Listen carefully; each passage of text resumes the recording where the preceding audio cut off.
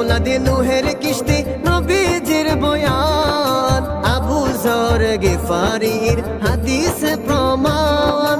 নবীর আওলাদে নূহের কিস্তি নবীজির বয়ান, আবু যর গিফারির হাদিসে প্রমাণ। জীবন দিবে ঈমান পাবে হুসাইনের পথে, জান্নাতে তোর জায়গা হবে নবীজির সাথে, জান্নাতে তোর জায়গা হবে নবীজির সাথে।